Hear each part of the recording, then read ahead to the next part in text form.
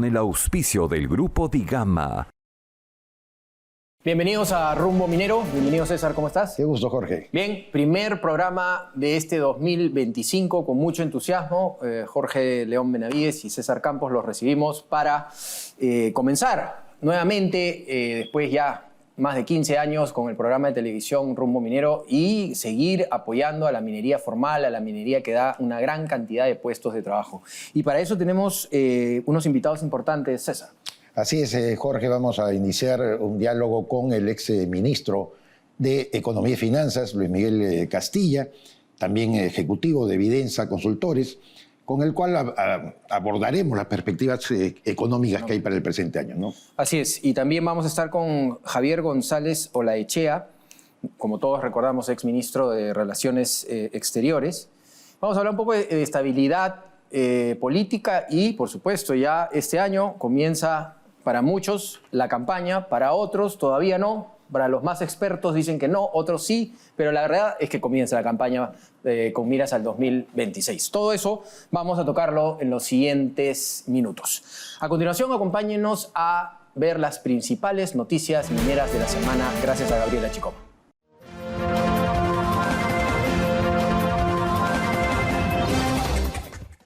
Gracias, Jorge. Estas son las principales noticias mineras de la semana.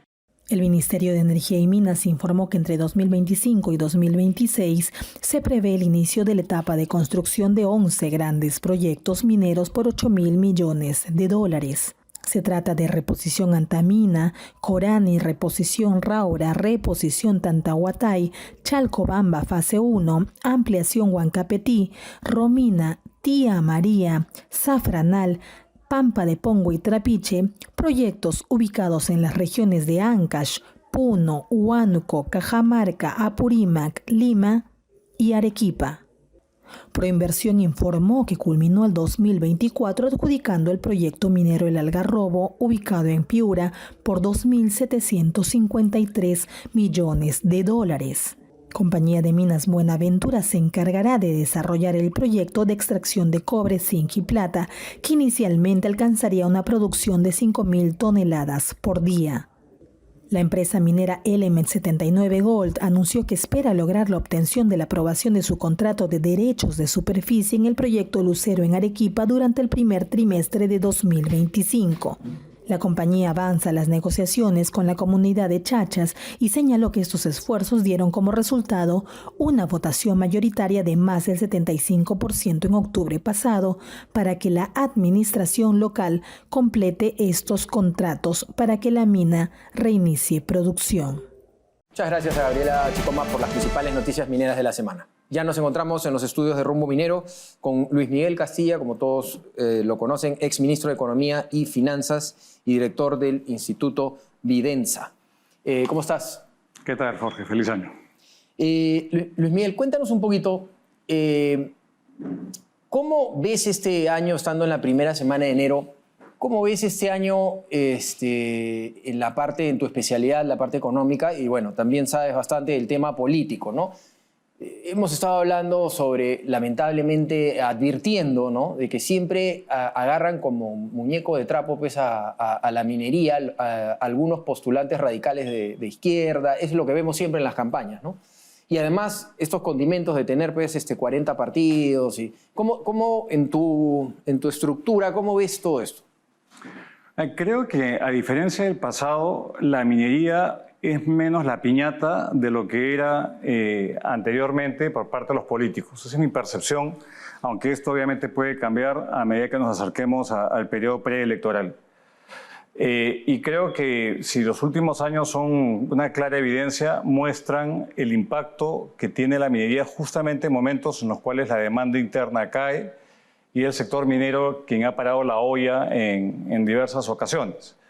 Entonces, entrando en este año, creo que lo central en el análisis tiene que ver con factores externos al país, que tiene que ver con el presidente de Estados Unidos que se inaugura dentro de poco, las políticas que él vaya a implementar y el impacto que puede tener esto en el crecimiento del mundo, en particular en China, que como sabemos es un país muy importante para nuestras exportaciones y que tiene una incidencia en el precio de commodities como el cobre. Entonces, todo lo que vamos a escuchar del discurso inaugural y lo que ha antecedido a la toma de mando de Trump tiene que ver con guerra comercial, con expulsión de migrantes, con una política mucho más aislacionista de parte de Estados Unidos. Y esto, a la postre, tiene dos consecuencias. Uno es que va a mantener la inflación relativamente elevada, lo que significa que las tasas de interés se van a mantener más elevadas de lo que se anticipaba. Eso puede encarecer el financiamiento de proyectos de inversión minera, por ejemplo. Y el hecho que eventualmente, si es que esto se desata en algo que va más allá de la amenaza y se convierte pues, en una toma y daca de te aumento aranceles, te doy digamos, te hago una, China le responde de alguna otra forma, esto lo que hace es que va a deprimir el comercio y esto lo que provoca es una caída en precio del cobre. Y lo que hemos visto en el cierre de diciembre es mucha volatilidad en el precio del cobre. Entonces, ese factor creo que es más importante quizá ahora en esta coyuntura que los temas sociales que mencionas, Jorge, pero no hay que dejarlos de lado porque a medida que nos acerquemos al año 26 comienzan los movimientos a encenderse. Tía María creo que va a ser una prueba de fuego muy importante en la medida que la empresa entra en la siguiente fase ya de, digamos, de construcción de la nueva mina y va a ser un buen termómetro de cómo está el descontento o la movilización política en torno a estos proyectos. Entonces, todavía hay mucho factor incierto. Yo confío en que la gente sepa el valor que tiene la minería, lo que produce no solamente en divisas, sino en recursos públicos a ser invertidos por autoridades regionales, locales, y que esto a su vez jale la inversión este año. Si uno ve las cifras del Banco Central, donde hay la mayor apuesta para el 25 es en la inversión minera. Ojalá que esto se concrete, pero todavía hay factores externos e internos que dilucidar. Miguel, está la parte fiscal también y lamentablemente el Congreso de la República, por lo menos al momento de su cierre de la primera legislatura, ha incurrido en algunas perforaciones, como por ejemplo mantener el 8%, la tasa de 8% como IGB a los restaurantes, que no se explica por qué, y lo ha extendido hasta el año 2026 y gradualmente 2027 subiría a 12% para volver a ser el año 2028 18%.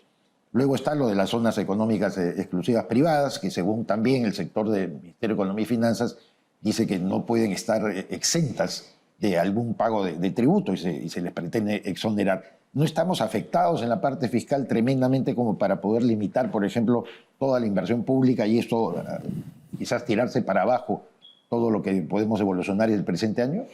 Ciertamente, César, porque, a ver, si hay una parte de recuperación económica que de hecho se ha dado el año pasado, el 24, el legado del gobierno de Boluarte es un deterioro en las finanzas públicas, no solamente por incrementos de gasto, mucho aupado por un tribunal constitucional que ha interpretado que el Congreso tendría iniciativa de gasto bajo ciertas consideraciones, sino, como bien mencionas, la perforación en el marco tributario. Todos los años se extienden exoneraciones tributarias por más o menos 20.000 millones de soles.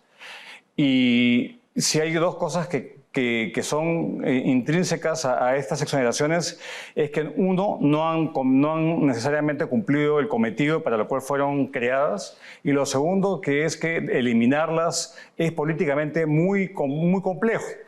Entonces, creo que este régimen, que no tiene ningún sustento técnico y que persigue más bien móviles mercantilistas de seguir favoreciendo a restaurantes cuando no hay ninguna, digamos, objetivo, no hay ninguna justificación técnica, pretender que las empresas ahora se ubiquen en la zona de Chancay, pagando 0% de impuesto a la renta por 5 años, lo que esto va a distorsionar muchas decisiones empresariales que se invierten 7 millones de soles, como se ha establecido como umbral mínimo, van a cambiar el domicilio fiscal de donde están a obviamente la zona favorecida. Entonces, creo que esto se le suma a muchas otras iniciativas del Congreso que lo que hace es minar los ingresos fiscales, y lo que pone en discusión, no ahora, sino a futuro, es la necesidad de consolidar las cuentas públicas. Y hay dos formas: o uno ajusta el gasto, que es muy difícil,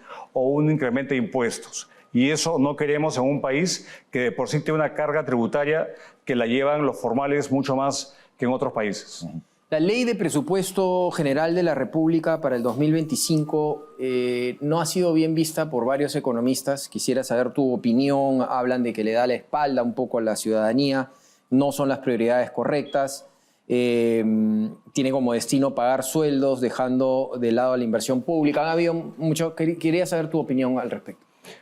Mira, el presupuesto de la República es la ley más importante que todos los años se aprueba porque esto da pie a un adecuado funcionamiento del Estado y es el vehículo principal en que el gobierno de turno logra materializar sus objetivos políticos, cuales fuesen ellos. Entonces, acá lo que tenemos es que ha sido un presupuesto que no está balanceado. ¿Y esto por qué? Porque hay muchas iniciativas que se incluyeron en la discusión. Nosotros hemos contabilizado, hay más de 120 disposiciones adicionales de mayor gasto sin tener el financiamiento garantizado. Es un presupuesto inflado porque presume de que se van a poder recaudar 7.000 millones de soles en potenciales, digamos, cobros de deudas tributarias que están aún, digamos, en proceso de ser dirimidas por la autoridad competente, el Tribunal Fiscal o el Poder Judicial. Y eso nunca se ha hecho, nunca se infla el presupuesto en base a una contingencia de ingresos futuros que quizá vaya a recaudar SUNAT. Y entonces esto lo que provoca es que estamos perdiendo ese control sobre una fortaleza muy importante que las agencias calificadoras valoran y que ha sido, digamos, un continuo, gobiernos de izquierda, de centro, derecha o lo que hayamos tenido. Estás proyectando sobre algo que no está confirmado.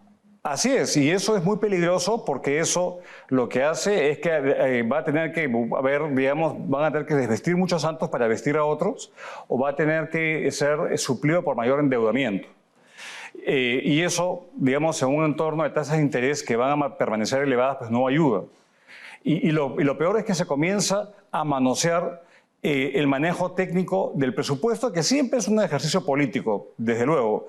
Pero una cosa es tener una bolsa de recursos para negociar pues, 500 millones de soles, para negociar el cierre de algunas prioridades que legítimamente algunos congresistas puedan tener, y otra cosa es 20.000 millones de soles para hacer pues, una repartija de aumento especialmente en gasto corriente, que es gasto rígido y que es mucho más complejo revertir y que da digamos, la ficción de contar con recursos ilimitados y esto obviamente comienza a hacer el incentivo de mayor gasto, incluso se va a acrecentar a medida que estemos más cerca del periodo electoral, habida cuenta que hay reelección de congresistas al Senado, presumo, de muchos. Entonces se comienza a descontrolar algo que ha sido muy importante, que ha sido la disciplina y el buen manejo de las cuentas públicas. Y podría ser una cantidad ahora y prostituirse y después, como tú dices, o sea, ya un descontrol de ya no 20.000, sino de repente se me ocurren 100.000, ¿no? Es una irresponsabilidad realmente. Correcto, y veamos lo que ocurrió en otros países que ciertamente han timbiado, digamos, su fortaleza fiscal y que ahora están en problemas. Colombia, justamente por gastar más de la cuenta, perdió grado de inversión. Y ni hablar de otros países en crisis como la Argentina y otros, ¿no? Uno de los temas más importantes es el grado de inversión que tenemos. ¿Cómo ves tú la estrategia, así denominada, la estrategia de sostenibilidad planteada por el nuevo directorio de Petroperú hasta el año 2030, expresada por Alejandro Narváez, tanto en nuestro programa Rumbo Minero como por otros medios de comunicación? Mira, hasta ahora es pura palabra, porque no hemos visto, yo por lo menos no he visto acciones concretas de venta de activos que no sean estratégicos, yo no he visto un plan creíble de reducción de personal y yo no he visto algo que garantice que no van a haber nuevos pedidos de transferencias de liquidez de parte del fisco. Entonces, claro, uno en el mundo ideal puede decir, una vez que Talara está funcionando a plena capacidad, se comienzan a generar ingresos, pero acá tú tienes que reducir gastos y tienes que tratar de poner los activos complicados, digamos, aparte para justamente buscar algún gestor privado que ayude a manejarlo y eventualmente alguna decisión que genere ingresos futuros. De lo contrario, los siguientes 2 años estamos condenados a esta contingencia y a mí, francamente, el directorio, más allá de darle un voto de confianza, digamos, nominal, no ha mostrado acciones concretas hasta la fecha. Y vamos, que ha sido todo un año en el cual lo único que hemos tenido ha sido ruido en torno al poco apego a un manejo más técnico y más profesional y menos con tufillo estatista que la actual administración, y es una papa caliente que nuevamente se le está trasladando al siguiente gobierno. De acuerdo. Muy bien. Entonces, finalmente, ¿cuál sería tu mensaje como uno de los principales economistas del Perú para el gobierno con respecto a lo que viene, cómo manejar las cosas? La verdad que va a ser una tormenta este año, ¿no? Y cómo tener por lo menos la parte del gobierno en cierta tranquilidad. ¿Cuáles son esas pautas que debe tener? Mira, yo creo que este año todavía es un año que podemos crecer a tasas quizás un poco menores que las del año pasado, porque no hay ningún analista, salvo el gobierno, que prevea que vamos a crecer más este año que el año pasado. Todos apuntan entre un crecimiento entre 2,5 a 2,8.